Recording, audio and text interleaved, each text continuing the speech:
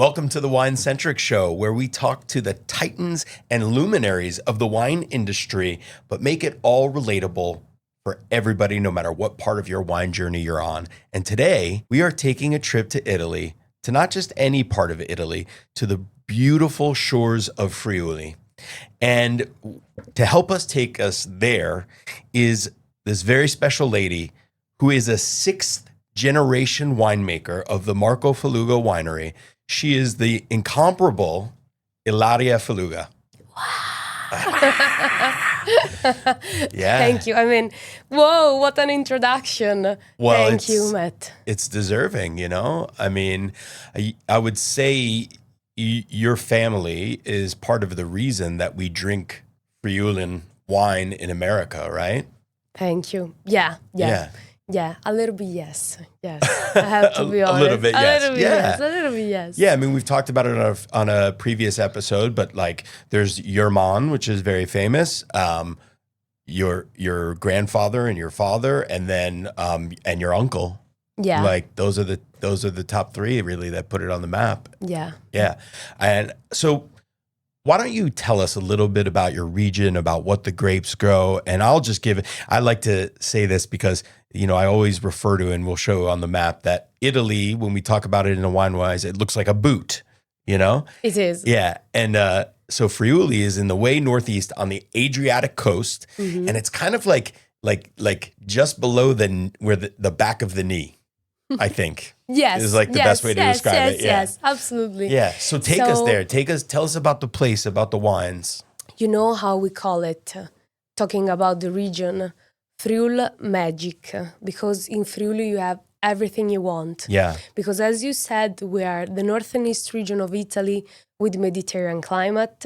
So we have mountains, the Alps, that are kind of protecting us from the cold winds of the north, because in the northern part we border with Austria. Mm-hmm. Then on the east side, actually 5 minutes from where we are, we have the Slovenian border and then the Adriatic Sea. Yeah. So you can go swimming half an hour, skiing 1 hour and a half, but being then in the countryside in the middle of the region and enjoy these beautiful rolling hills. So yeah, we're lucky. We have an incredible climate, brings us to have kind of warm days and cold nights. But yeah, it's amazing.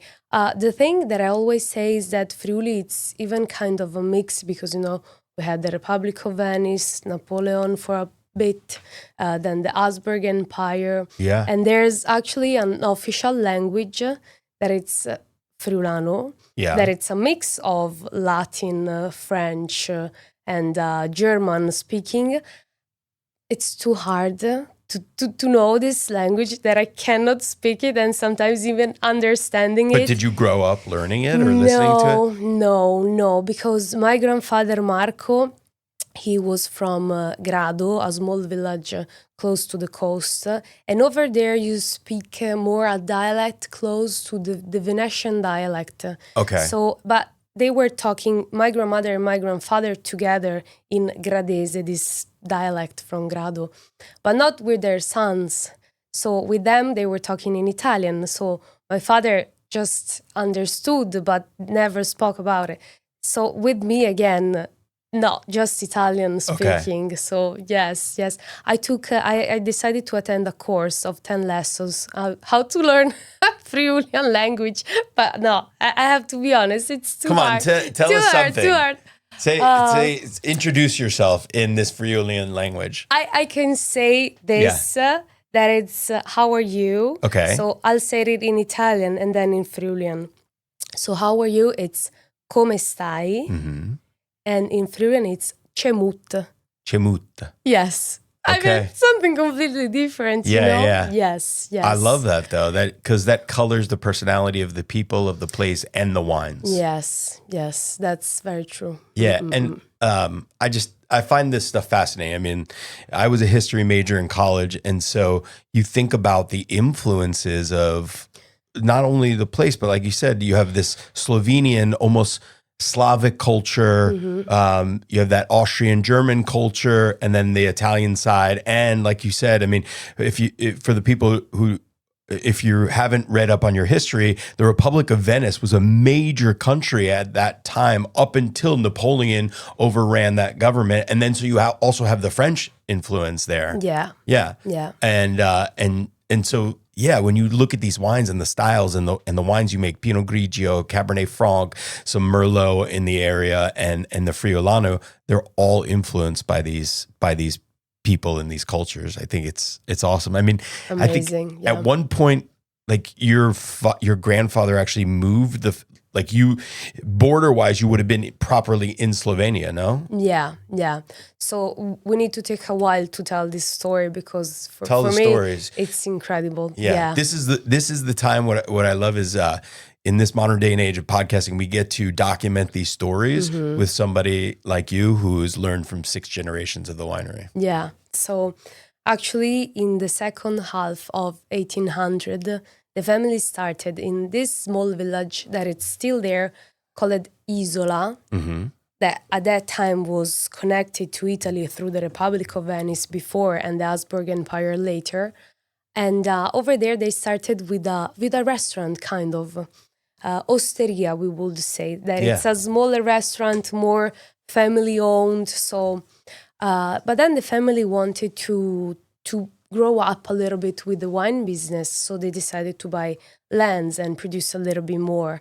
And this tiny little town that it's Isola is a port city, so in front of the sea, and they started to do shipments from Isola to Grado. Grado, I was mentioning it before, it's where my grandfather then was born because the family started there, but then they moved. We're talking about now the 1920s. In Grado especially, they decided to open a warehouse. So it was easier ship the wine, having there and spread it through then the region of Veneto and Friuli, of course, later on.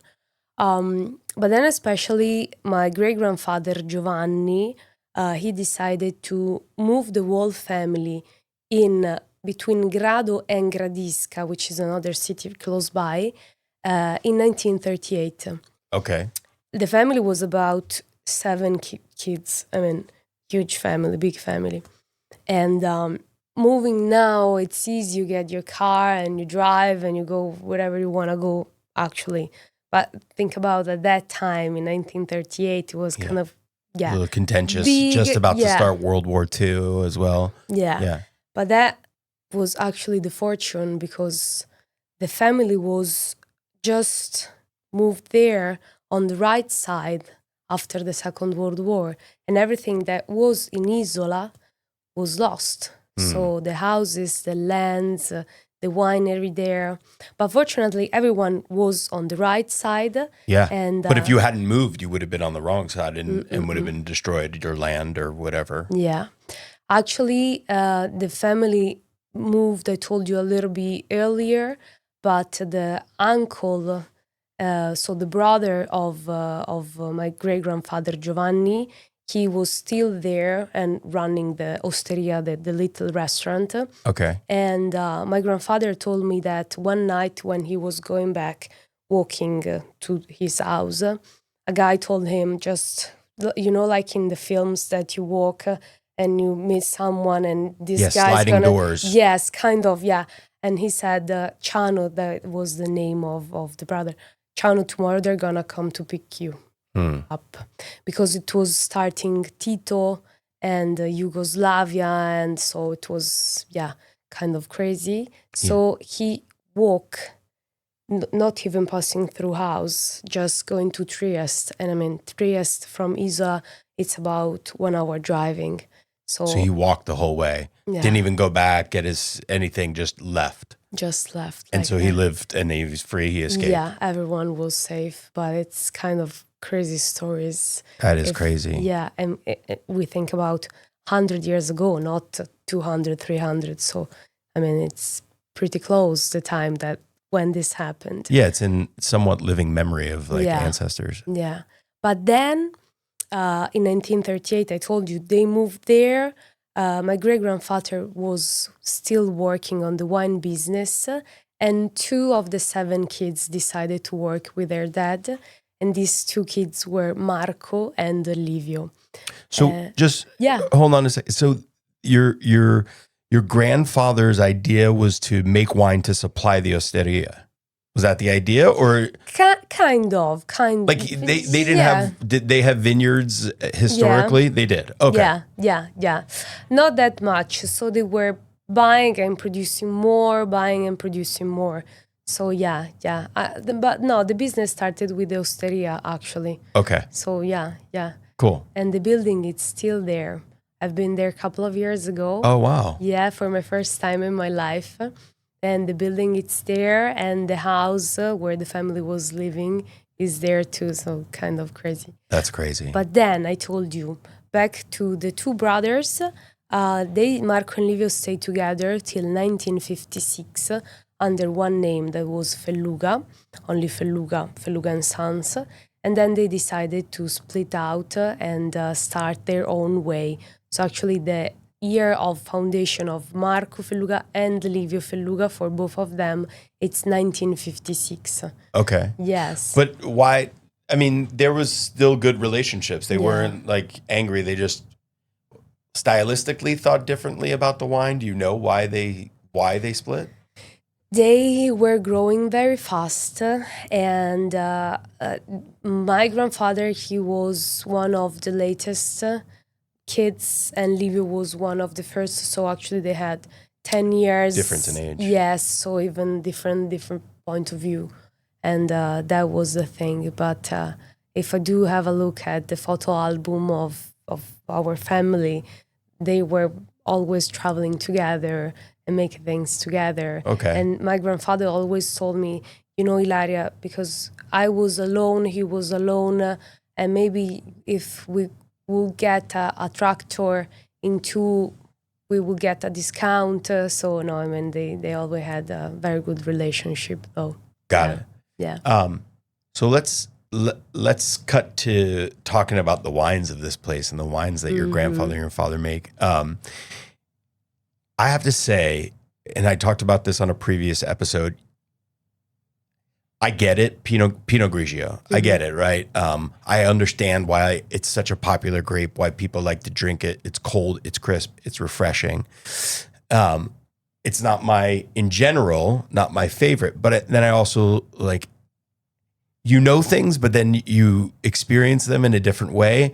And you think about Pinot Grigio that comes from these specific places, like Pinot Grigio that you make that comes from Friuli, that comes from Collio. And it's a whole different thing, right? It's complex. It has more acidity. And the flavors they take you within different fruits, from orchard fruits to citrus fruits. And I just noticed and I'm wondering how you, as an Italian person, as somebody who makes really beautiful Pinot Grigio, thinks about the idea of the Della Venezia Pinot Grigio that you buy in the grocery store for, $9, $11, whatever. But it's like a collage of three different regions, right? And so we talk about wine. We talk about wine being of the place, coming from that farm, right? Wine comes from grapes, and we talk about it as an agricultural product for people that are making wine, the quality that you're making of. And then it becomes almost like a marketing thing when you're making wine from three different regions that, yes, they're close somewhat in proximity, but they're very distinct flavors. So that's my long way of saying they're just making a Pinot Grigio that is supposed to taste like this modern day idea of Pinot Grigio. But you don't do that. So what do you think about that? So I agree with you. Thank you. Yeah. And I understand that, you can absolutely find in the market completely different styles of Pinot Grigio. And I know that sometimes can be a marketing thing. And we have a huge kind of example here in US that it's Santa Margherita. Yeah. That it's still, I don't know if I could say that. But yes. No, we're talking about the business. Everybody, okay, yeah. For something else. Yeah. But the point is, that they let people know Pinot Grigio that maybe Wouldn't have known it. So that's, I don't know. It's a double-edged sword, right? Yeah. Because it's like, so, I mean, we talked to Brian Larkey in a previous episode, the owner and creator of Dalaterra, and who was talking about Alois Legator, and they make Pinot Grigio, but it's from Alto Adige, and it's very different. And so it's like, if you think about taking those two Pinot Grigios and mixing them together into one wine, it's like, that makes me like, it makes me angry a little bit. But that's essentially what they're doing for a Della Venezia Pinot Grigio.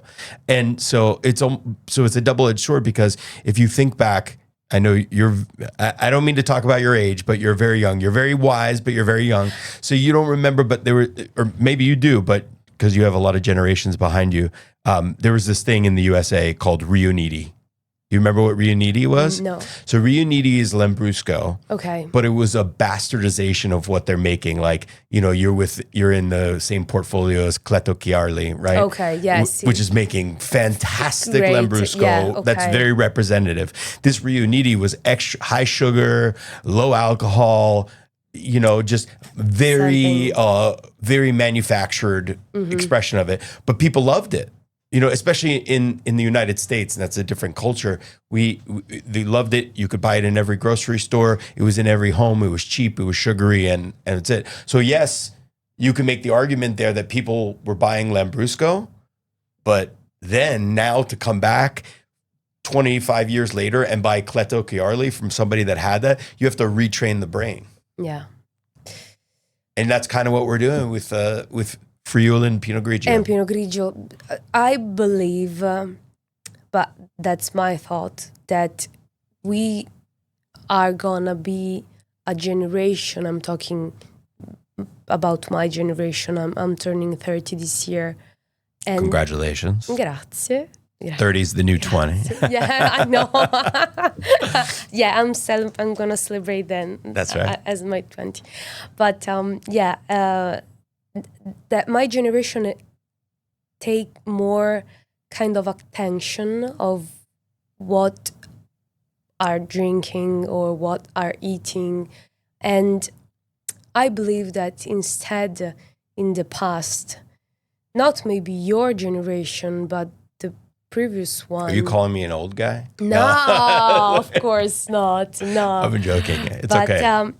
I mean, they were coming off a period where you just had, I don't know, bread and what you were finding out. I mean, after war, it was a period that everything was exploding. So I don't want to say that less quality and more quantity, but in a certain way, everything was new, everything was so... I don't know. So we wanted more of it, and it was just like mass producing things, and like you had this new export arm that you could that people wanted Italian things, so you just give them the basic in high quantity, not necessarily quality. Yeah. Yeah, it was different though than like fashion and stuff like that, you know. 1 second here, because talking about quality, I'm going to give you something that's really high quality. Ilaria, what? You like coffee? Of course, I'm Italian. Okay, good. So this is a coffee that's actually, the beans are from Peru. Die. But they're roasted here in Chapel Hill. Yeah, please. This is called the Tastemaker series, and it's a collaboration I did with Carborough Coffee. So it's a single origin coffee, so like a single vineyard almost in one. Yeah, by a farmer named Edith Meza.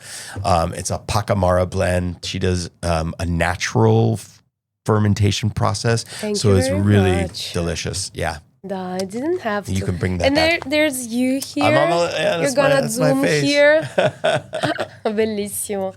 Thank you very much. My pleasure. Grazie. Thank you. Bellissimo. Thank you for being here.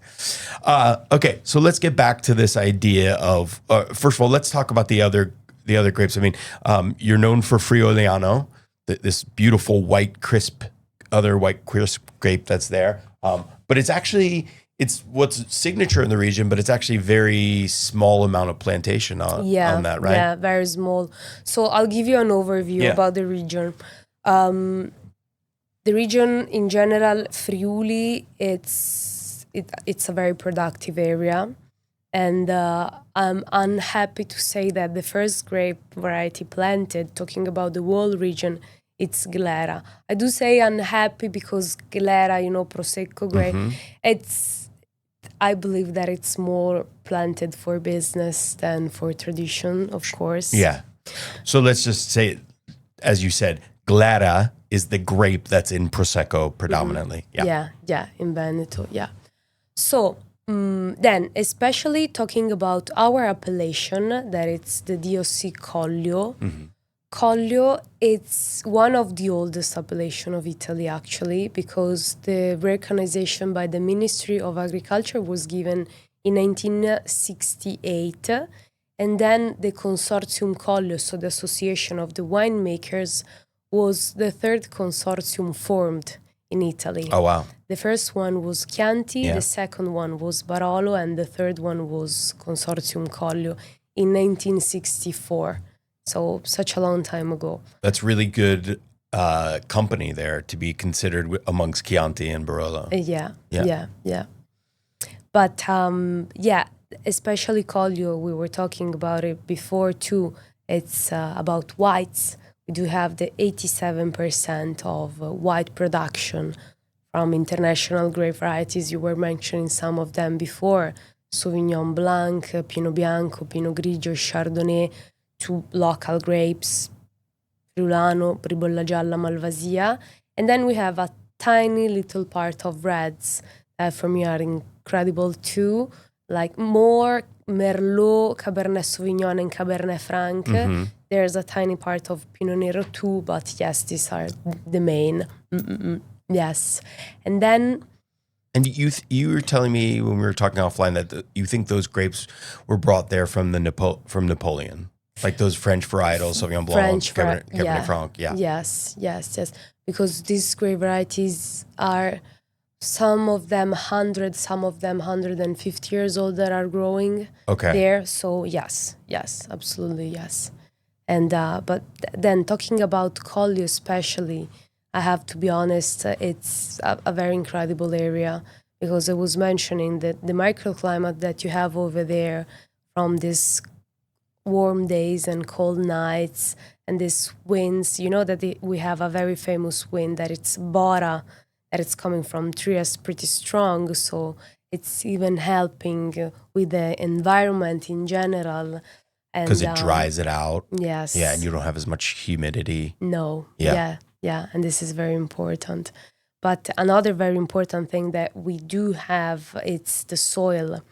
We do have this incredible soil that it's called Ponca in Friulian language. So, Ponca. It's a fleece, a certification of marl sandstones that was originated more than 50 million years ago. And actually, where now we have our gentle hills, there was the sea 50 million years ago. Right. And there's a huge rock that we have in Russiz Superiore. And then I have to tell you a little bit about Russiz Superiore too, because there's a lot of history there. And this huge rock that we thought it was just a rock. Instead, it's a piece of a coral reef. Okay. That was... So at some point, the Adriatic Sea covered all of this region until it receded at some point. And that makes the terroir, what's in the soil, unique, and what gives the wine such power, finesse, elegance, complexity. Yeah. And salinity a little and bit. The salinity part, yeah, for sure. Yeah. This is that explains why the white wines are so like. If you've never had whites from Friuli, please you should get yourself some again. Marco Feluga or the Russiz Superiore that we're talking about. These wines are they're unlike anything because, like I said, they have such ageability, complexity. Not only do you have those beautiful citrus aromas up front, but then there's this, like you said, salinity, this acidity that just makes them mouth-watering and beautiful for eating, for having with food, and just even complex. If the high acidities that we do have are given by the whole thing. So the terroir in general, when I say terroir, I mention the work from the person, the soil, the microclimate, everything. But we don't reach that high altitudes because we go from 80 meters above the sea level to 270. Okay. So it's not that high. It's not that high, yeah. Yeah. But you have the winds like you were talking about that really. Before I wanted to talk one more question about wine, and then and we'll get back to it later. But I want to talk about some family history. I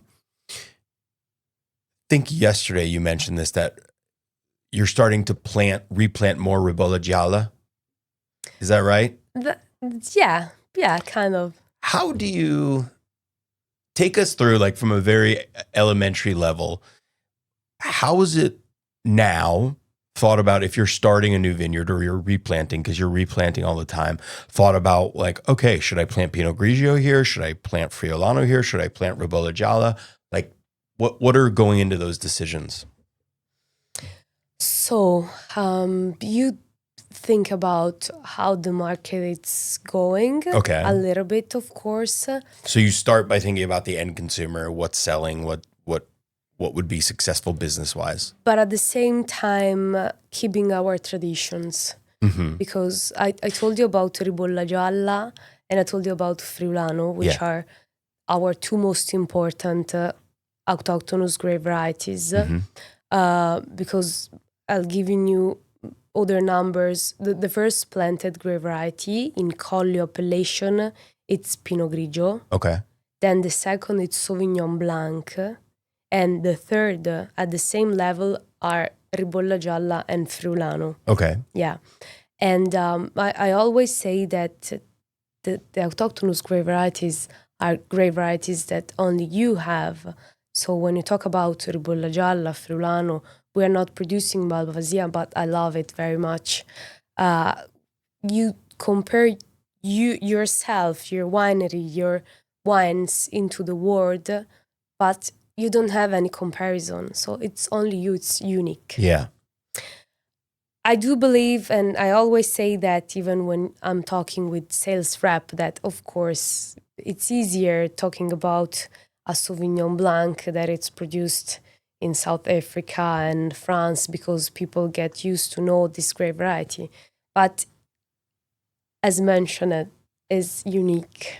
The autochthonous grape varieties are unique, something that only you have. So this is the aim, that what we're trying to do. It's harder, That's what sets your region apart from any other region. Yes. Yeah. Yes. I love that word, autochthonous. It's like, it's actually the more correct way of saying indigenous. Because, but what you're saying is, I forget the exact nuance of it, but there's something in the nuance where autochthonous, I'm probably not saying that right, is meaning that at some point it just grew naturally there. Nobody planted it. It was just absolutely embedded in the land. Yes. So that's cool. Yes. But yeah, that strikes back to my initial question about deciding what to plant where and when, because me as a wine professional, call me a wine nerd, I want to drink more Ribolla Gialla, maybe because I can't get as much my hands on it, but also because it makes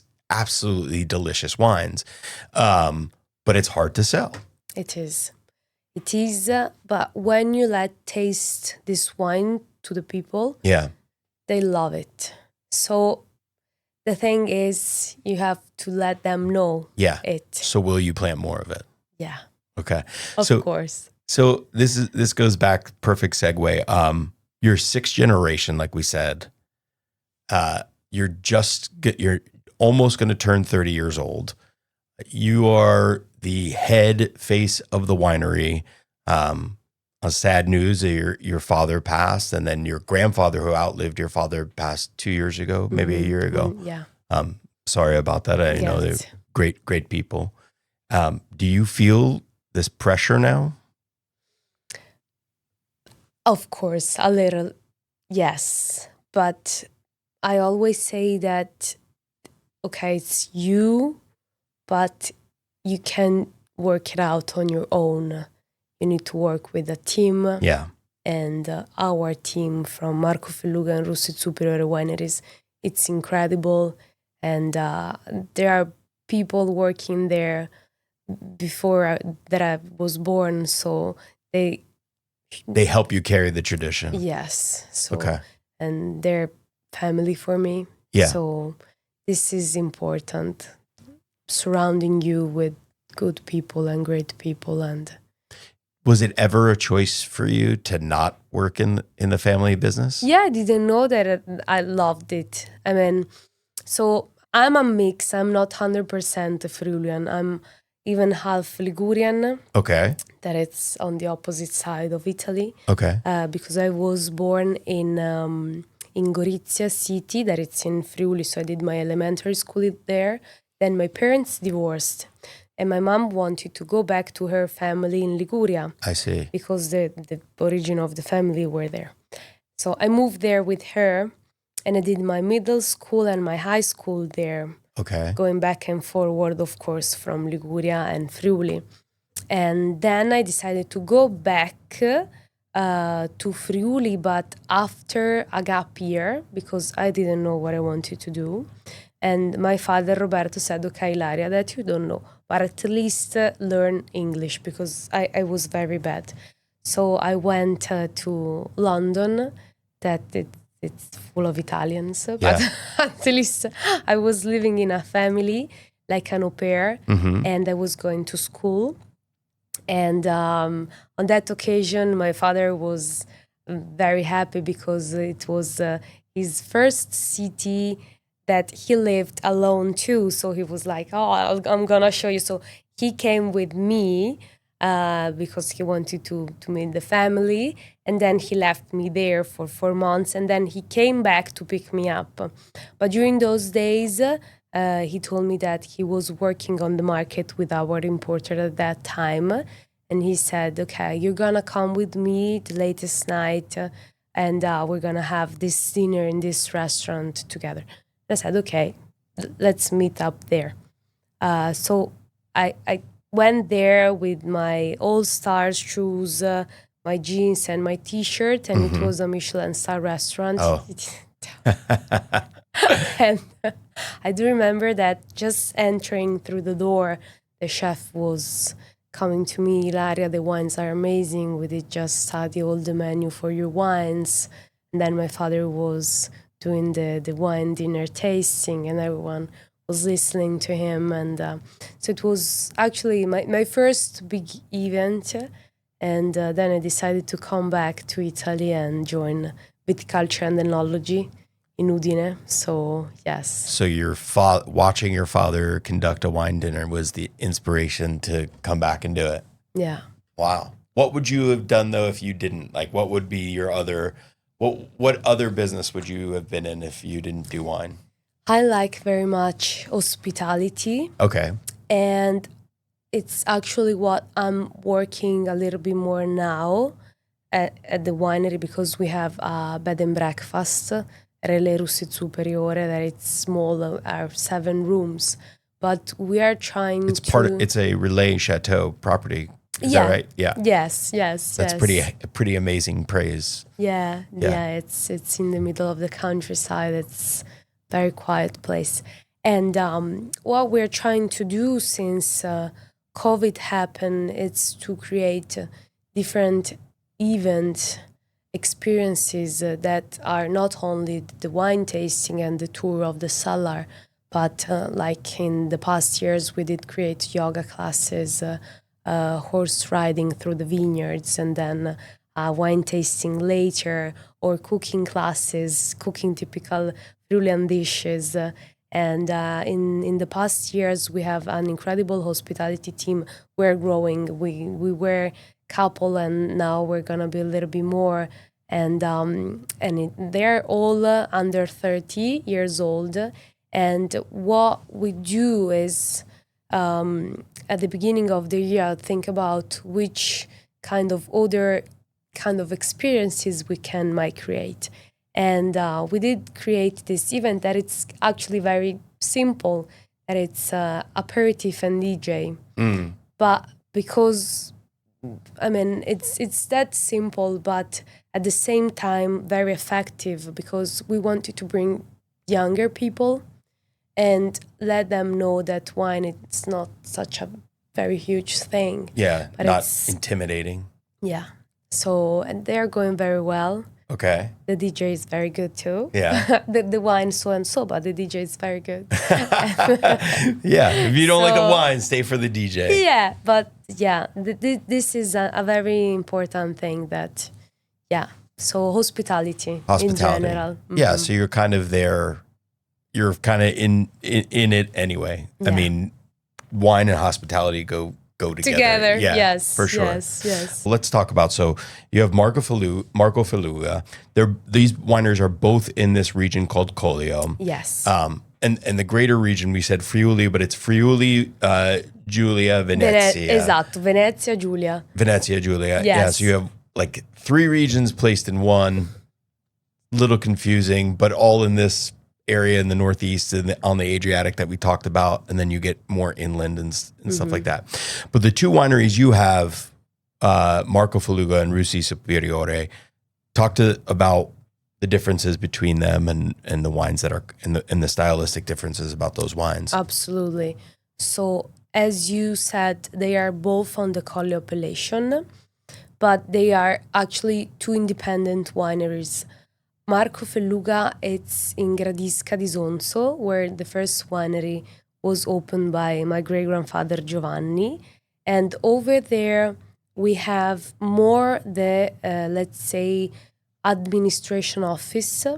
And it's where we do even control the logistic. But we do have bottling part, inox tanks, and even the barricaia, so the barriques section. You drive 10 minutes and you arrive in Russiz Superiore winery. Over there too, we have a bottling section and inox tanks and barriques and everything. But over there is where even we do the hospitality. So we do have where you can go and have the wine tours. You can taste both wines from both of the wineries, so Marco Feluga and Russiz Superiore. And it's where even we have the bed and breakfast, the relais, and where we do even have events. Marco Feluga has about 100 hectares between property and renting in 4 different areas of Collio appellation. So 4 different altitudes. Sometimes the microclimate might change a little bit because we have 2 parts, 2 parts, I will say, of hectares in one of the highest points, so are 270 meters above the sea level over there, and it's about San Floriano del Collio, that it's one of the highest point. And actually from there, if it's a clear day, you might see the sea. So nice. It's incredible over there. Then there's another part that it's Oslavia, that it's just right behind of it, of San Floriano, and then Farra di Sonzo, that it's more lower. We're about 100 or 80 meters above the sea level, and then Cormons. So, as I said, 4 different areas, all of them in Collio appellation. And then instead, Russiz Superiore, it's about 46 hectares, but all of them in Russiz Superiore area. Because I didn't say that, but Russiz Superiore, first of all, it's the name of the geographical place. And Russiz means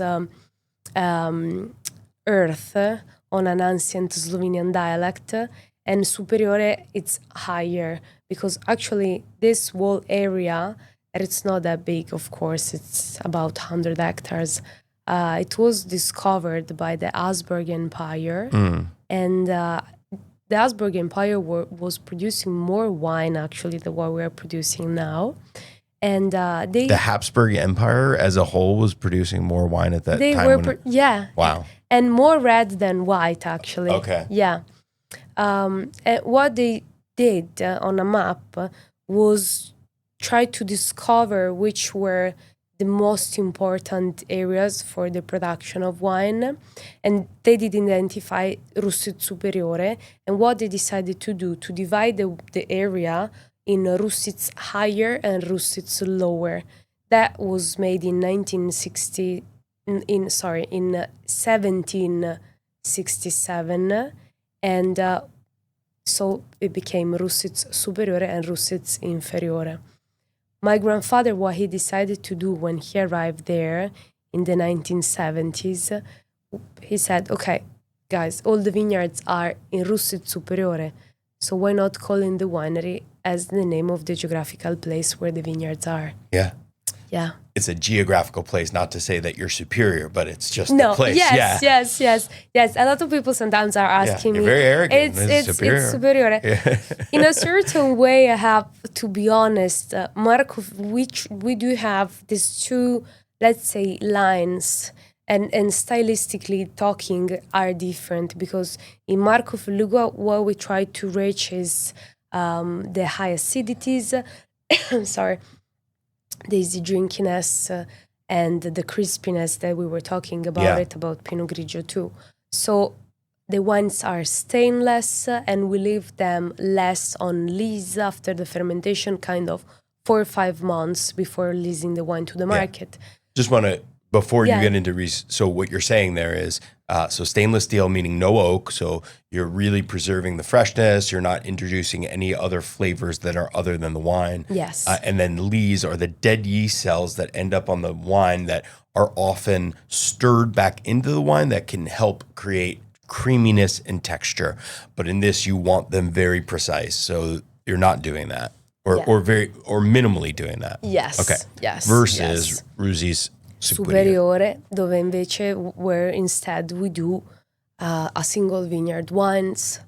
Over there, we kind of have a very short maturation at controlled temperature in press, so that skin contact might last maximum 15 hours.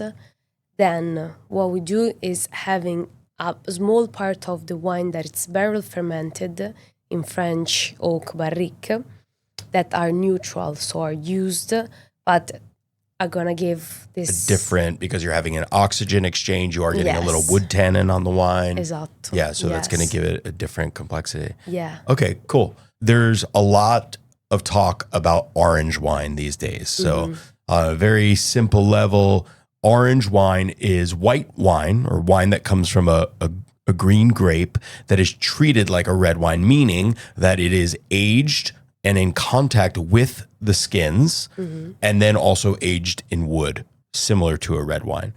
This, you correct me if I'm wrong, but the way I understand it is orange wine was essentially invented in this region, in Friuli, in Slovenia as well, right next door, because you grew Pinot Grigio. Pinot Grigio is also known as Pinot Gris, so it mutated on the vine, meaning it changes colors. Like you have this point in the wine grapes where on the vine they become green or they become red. But at some point, Pinot Grigio kind of tricks you. It could become pink or it can become gray. So originally the winemakers were confused and they said, okay, we'll make it like a red wine. And then it came out orange. But they liked the style. It became part of the tradition. And now other people are doing this around the world, and it's become kind of a on-trend thing. You can think about what you want to think. Some are good, some are okay, some are not so good. Do I have that right? Yeah. Okay. No, you have it right. What do you think about orange wines? Have you made any orange wines? We tried Yeah. to have some orange wines, and I'm always curious, so I try them pretty much. And Like ones from all around the world, or ones that are made by your neighbors in your region? Around the world, yes. I'm always curious to try different stuff and see how other people are liking, disliking, or creating different things. So yeah, it's I'm an open mind person. But what I think about orange wines is that it's another technique. Yeah, I believe that in a certain way, it's a wine that how it started, like in the past, how the wine was made in a certain way, sometimes in these ways. And it's different, of course. It's a different technique. And we did try, as I said, and I don't know if I do personally like this style very much. Okay. In a certain way, I'm on this side where I do like freshness, high acidities, and a style that might be more lighter. Let me pass this word of lighter, but something that it's more easy drinking.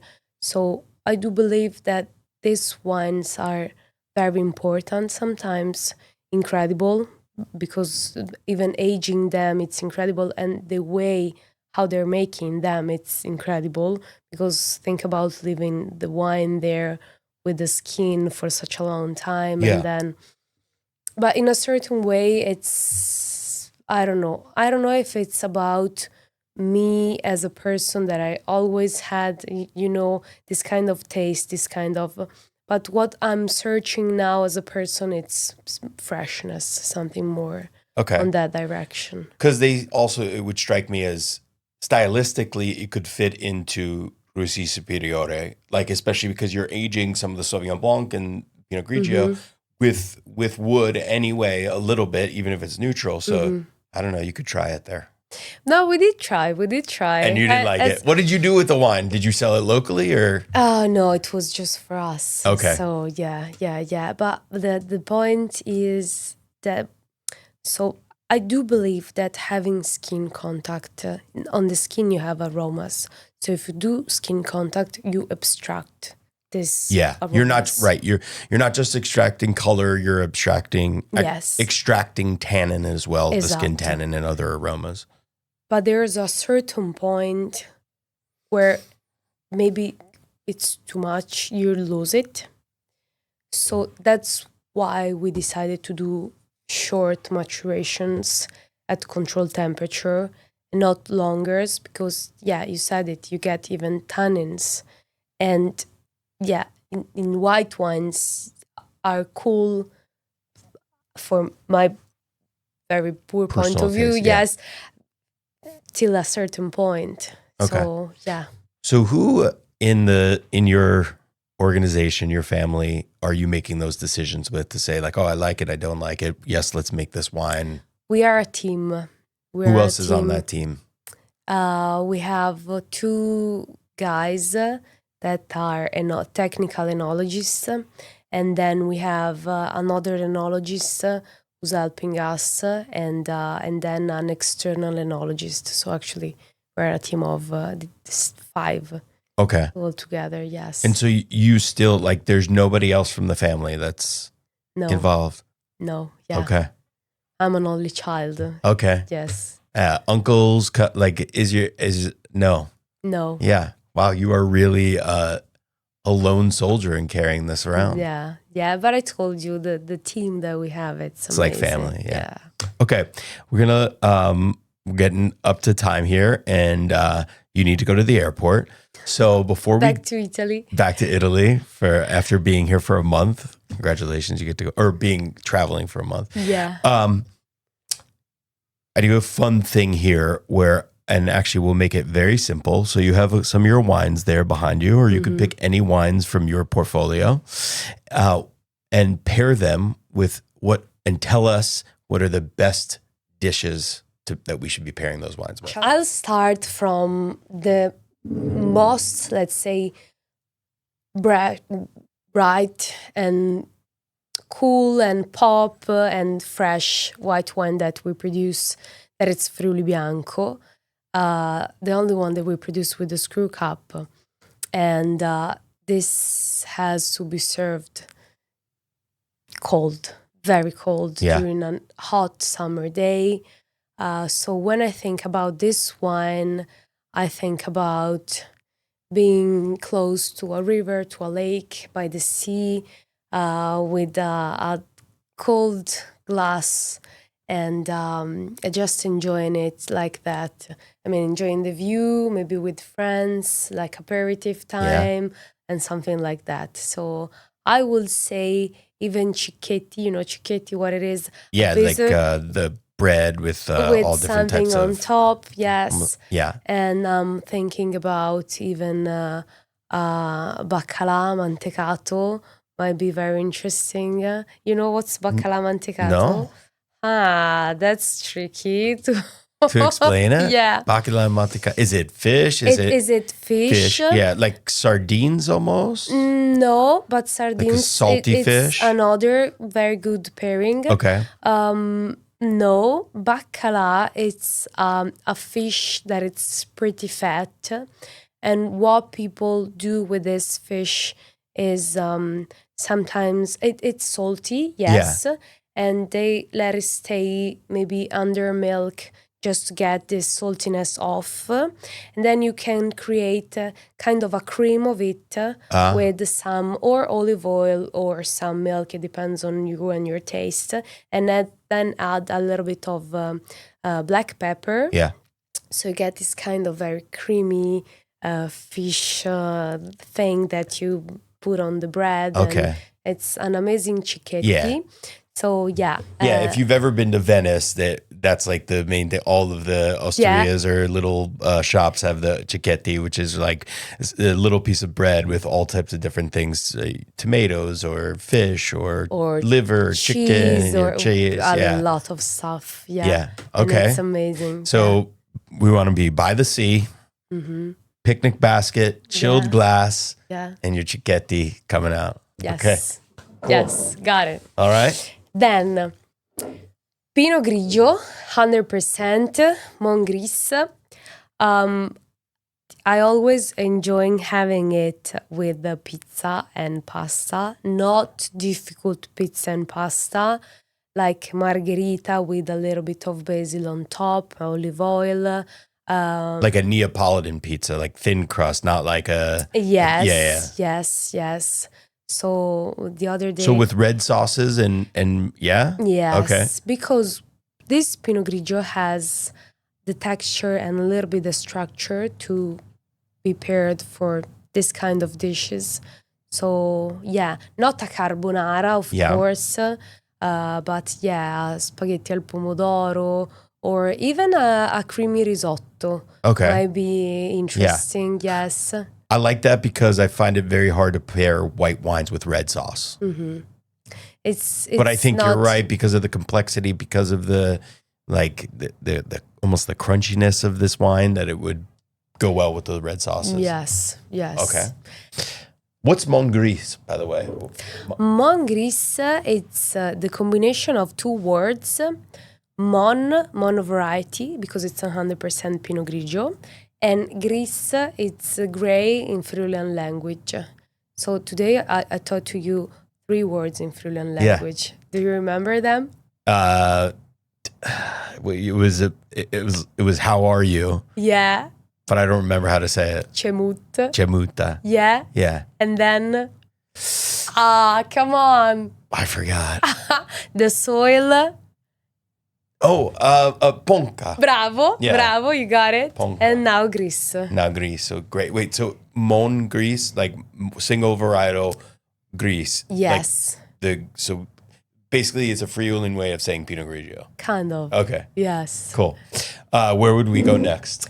To the other Pinot Grigio that we produce from Russiz Superiore. So if I was saying over here you have in Marco Feluga, freshness, crispiness, easy drinkiness.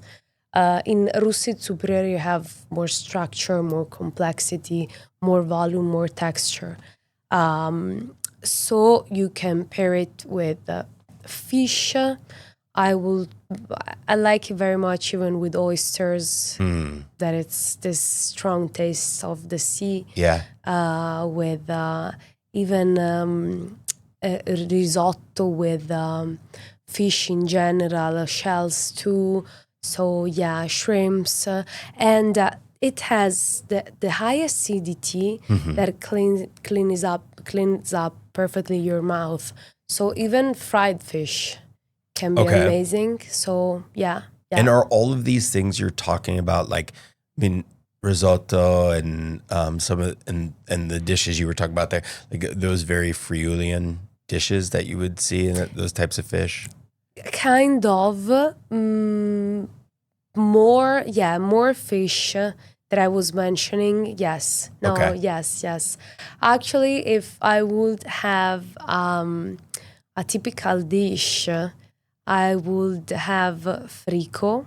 Frico. Yeah. It's kind of smashed potatoes and cheese cake. Okay. It's salty, but what you do is boiling the potatoes, scratch them a little, then have the typical Montasio cheese from Friuli, that it's a cow coming from cow milk, and it's aged for 30 or 60 days.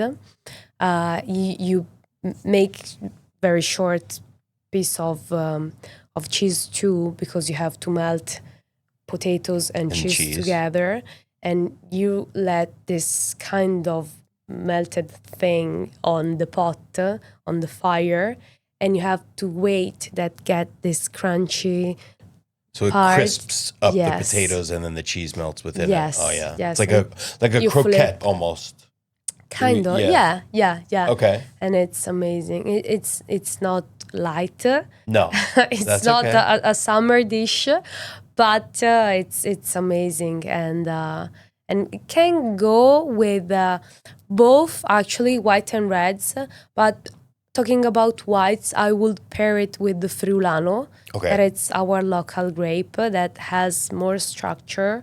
It's an half aromatic grape variety, close by to the Sauvignon Blanc, that it's very interesting because it has the structure to be paired even to kind of white meats or something like that. Yeah. So, yeah.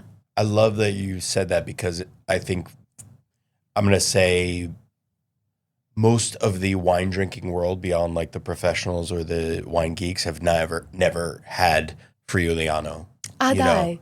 No, okay. I mean, because it's only produced in this region, in and the region. You don't even make that much of it in that region, and like unless you've been there, or unless you've had been to some restaurant. I mean, like, yeah, some people have, but I bet most people have never even tried it. But I think I hate the fact that we have to pair it to a more known varietal, but it's got the texture of Sauvignon Blanc, but maybe more of the orchard fruit than the citrus fruit. That, like, especially it's not going to be New Zealand. It's going to be closer to like French Sancerre. Bravissimo. Like, Esatto. Yes. Okay, last one. And then we arrived to the Merlot, Marco Felluga Varneri.